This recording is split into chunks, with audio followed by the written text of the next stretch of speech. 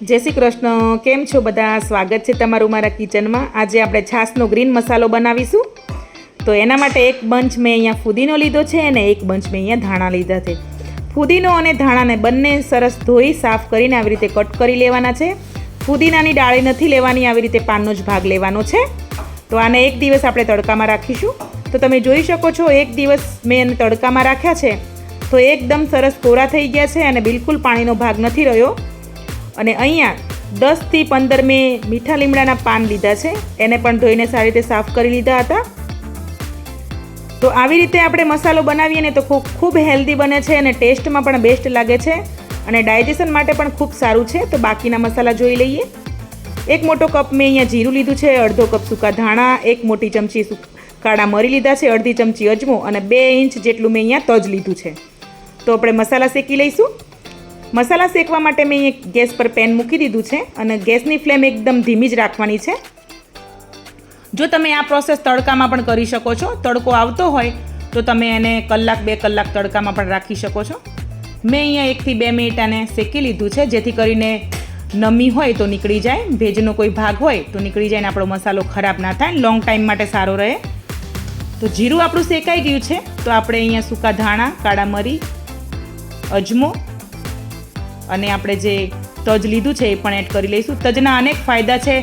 તજ વાત, કફ અને પિત્ત ત્રણેય બેલેન્સ કરે છે, તો અવશ્ય એડ કરજો, સ્કીપ ના કરતા। તો આને પણ આપણે મસ્ત શેકી લઈશું 1 થી 1.5 મિનિટ માટે। તો તમે જોઈ શકો છો સરસ શેકાઈ ગયું છે આપણે અહીંયા। તો એને પણ આપણે ગેસની ફ્લેમ બંધ કરી દઈશું અને જીરાની સાથે એને પણ એડ કરી દઈશું। મસાલાને આપણે અહીંયા ઠંડા થવા દઈશું અને મસાલા ઠંડા થઈ જાય પછી આપણે એને મિક્સર જારમાં પીસી લેવાનું છે પાવડર ફોર્મમાં। બને એટલું આપણે એને એકદમ ઝીણું પીસવાનું છે। તો ઠંડુ થઈ ગયું છે આપણા પ્રેમિક્સ। તો હવે આપણે એને મિક્સર જારમાં લઈ લેવાનું છે। આ મસાલો ખૂબ ફાયદાકારક છે। જે લોકોને ડાયજેશનની તકલીફ હોય, ખાધા પછી અપચો થતો હોય, પચતું ના હોય, ડકાર આવતા હોય, અનેક પેટની સમસ્યાના આના ફાયદા છે। તો તમે જોઈ શકો છો આ ટાઈપનું આપણે સરસ એને પીસી લીધું છે। તો હવે આપણે એમાં મીઠું એડ કરીશું। મીઠું તમારે તમારા ટેસ્ટ પ્રમાણે એડ કરવાનું છે, ઓછું વધતું। અને અહીંયા મેં 1 મોટી ચમચી કાલા નમક લીધું છે, બ્લેક સોલ્ટ, એને પણ મિક્સરમાં પીસી લેવાનું છે જેથી કરીને એક સરખું પીસાય અને એક સરખું થઈ જાય।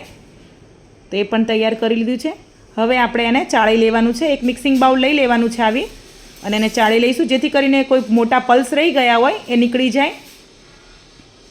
તો તમે જોઈ શકો છો આટલા પલ્સ નીકળ્યા છે સૂકા ધાણાને એવા। તેને સાઈડમાં લઈ લઈશું। તમે જુઓ મસ્ત મજાનો પાવડર બની ગયો છે। તો અહીંયા આપણે હવે એને પણ એડ કરી દેવાનું છે મિક્સર જારમાં। વેસ્ટ નથી કરવાની કોઈ વસ્તુ આપણે અહીંયા। અને આપણે જે ધાણા અને ફુદીનું અને મીઠા લીમડાના પાન ડ્રાય રોસ્ટ કરેલા હતા તડકામાં, એને પણ એડ કરી દઈશું અને એને પણ આપણે પાવડર બનાવી લેવાનો છે। તો તમે જોઈ શકો છો એને પણ આપણે પીસીને તૈયાર કરી લીધું છે। એટલો મસ્ત કલર દેખાય છે ગ્રીન। તો એને પણ આપણે દળી લઈશું, પીસી લઈશું।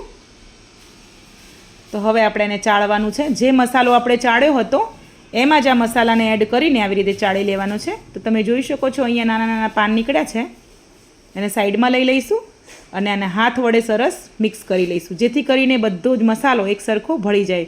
તો મસાલો બનીને તૈયાર થઈ ગયો છે। તો વિડીયો પસંદ આવ્યો હોય તો વિડીયોને લાઇક કરજો, નવા હોય તો ચેનલને સબસ્ક્રાઈબ કરજો અને શેર પણ કરી દેજો। આવી નવી બીજી નવી રેસીપી જોવા માટે મારી સાથે બન્યા રહેજો। તો આ મસાલો બનાવવાથી બાળકો પણ છાશમાં એડ કરીને પીસે તો બહુ બધા એને ફાયદા મળશે। જીરું શરીર માટે ખૂબ સારું છે, ઠંડુ છે, B12ની માત્રા ભરપૂર માત્રામાં હોય છે। મળીશું નેક્સ્ટ વિડીયોમાં।